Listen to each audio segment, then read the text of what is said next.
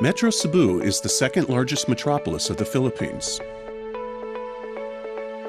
which now encompasses 13 local government units, 7 cities, Cebu, Danao, Mandaue, Lapu-Lapu, Talisay, Naga, and Carcar, and 6 municipalities, Compostela, Liloan, Consolacion, Cordova, Minglanilla, and San Fernando.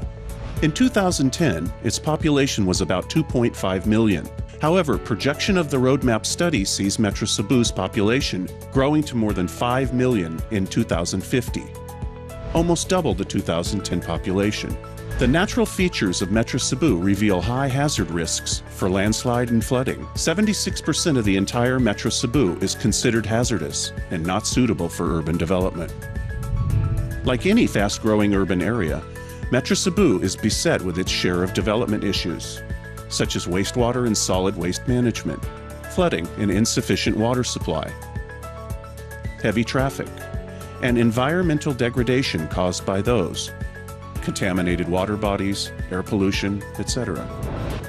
To respond effectively to these challenges, the Metro Cebu Development and Coordinating Board, MCDCB, was formed in 2011. The Japan International Cooperation Agency, JICA, as its valuable partner, commenced a survey, formulation of a sustainable urban development vision for Metro Cebu 2050. It came up with development strategies of competitiveness, livability, mobility, and most importantly, the metropolitan management. Japan, through the city of Yokohama, supported the MCDCB by hosting study missions and knowledge sharing of their experiences on sustainable urban development. Yokohama-based companies conducted pilot projects in Cebu City, a septic management plant, and a material recovery facility. To realize the Mega Cebu Vision 2050, sub-roadmaps of 7 critical issues were formulated based on consecutive consultations and data analysis in 2015. Each sub-roadmap is briefly explained. If the present urbanization pattern continues, urban growth and development will still be concentrated in the already densely populated core urban areas. Traffic congestion further worsens and eventually hampers economic and social activities, discouraging suburban development. The present concentrated development pattern of a monocentric growth should be refashioned to polycentric to accommodate 5 million people forecasted in 2050. Additional workplaces and residential areas will be distributed throughout Metro Cebu. In order to prevent urban disasters, urban limits have been set to control sprawl in hilly areas. An urban cluster system will be adopted to define urban function. The cities of Danao and Naga could be developed as growth poles next to the core areas. Well-appointed green buffer areas will ensure environmental safety nets for the metropolis. Green Loop will be introduced in the urban core of Metro Cebu, linking 5 major hubs. This link will contain pedestrian development. Through this roadmap study, a future spatial plan for the whole Metro Cebu was formulated in coordination with the 13 LGUs of Metro Cebu.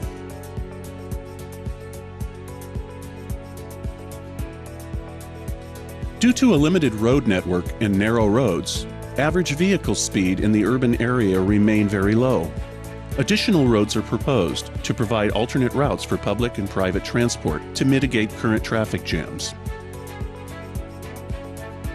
Under such heavy traffic, introducing a mass transit system network is proposed in order to improve mobility substantially. Introducing an automated gateway transit, AGT, airport line to connect Mactan Island and Cebu Island will be recommended by 2030. Additionally, mass rapid transit MRT lines are recommended to be introduced jointly. The combined length of these lines will be 97 kilometers with approximately 50 stations connecting all the cities and municipalities of Metro Cebu. Bottleneck mitigation measures such as modification of geometric design and traffic signals, introduction of area traffic control, grade separation, and road widening will be conducted.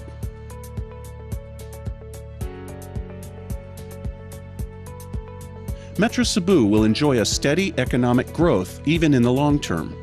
People's affluence level, in terms of per capita GRDP, is projected to grow to more than $20,000 in 2050, which is almost the same as Korea's in 2010. Cebu is highly organized for human resource development, especially in the IT, medical service sector, such as hospitals and healthcare, and English courses. Annual tourist arrivals continue to increase over the years, reaching the 2.5 million mark in 2013.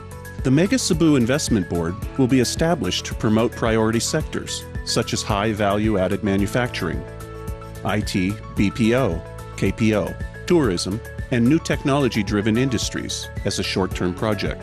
Consequently, the potential of healthcare and tourism sector will be fully utilized for activating other economic sectors. Special attention shall be given to regional branding as well as resources in different economic sectors. One of the challenging issues in Metro Cebu is the inadequacy and poor quality of its water supply. With its fast-growing population and economy, Metro Cebu's current water supply will be unable to meet its future demand. In addition, as large as 98% of the water source is underground water, causing saltwater intrusion into the aquifer. Saltwater intrusion has already encroached the inlands of Cebu City from its shores.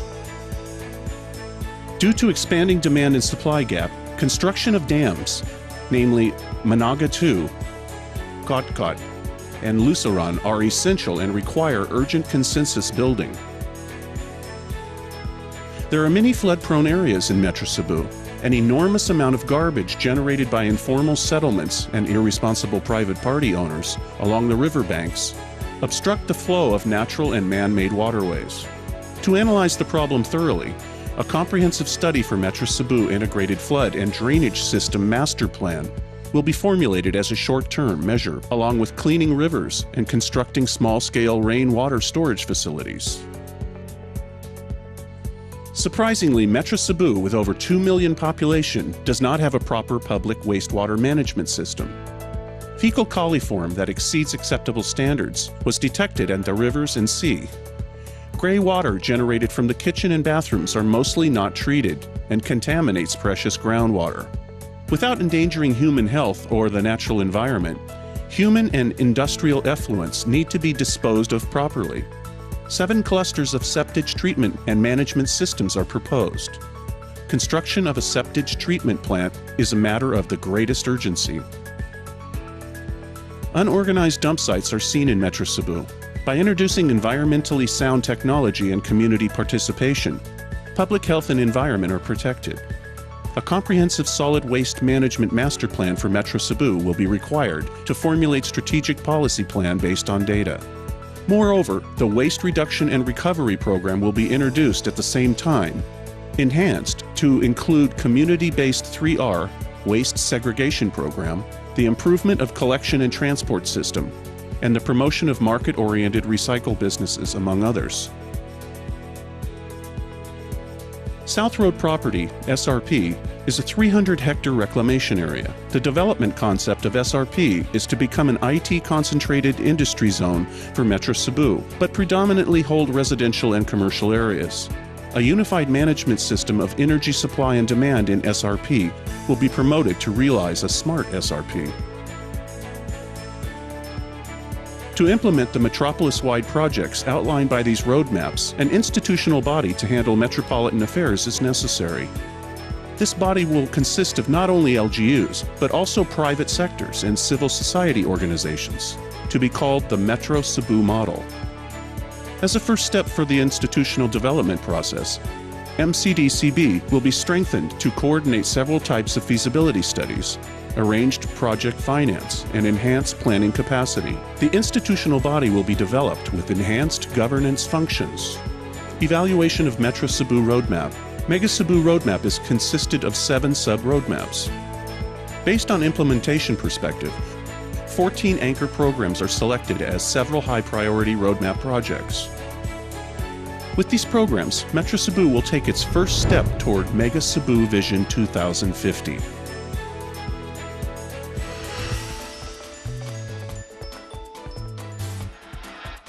With the completion of the roadmap study for Metro Cebu, the Metro Cebu Development Coordinating Board will now be embarking on the next stage of project development, which is project resource mobilization, negotiation, and eventually project implementation.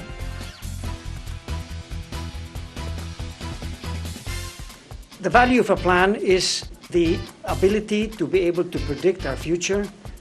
What gets planned gets done. And unfortunately, we have been coasting along for a long time, leaving things to chance and fixing yesterday's problems and inadequacies. So this is our effort in Mega Cebu. Join us.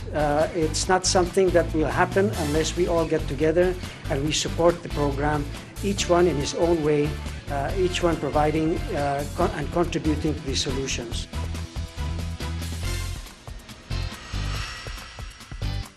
This is a different plan or a roadmap. This plan, this roadmap, all of us, all the local government unit, agencies of government, the civil society, and the private sector.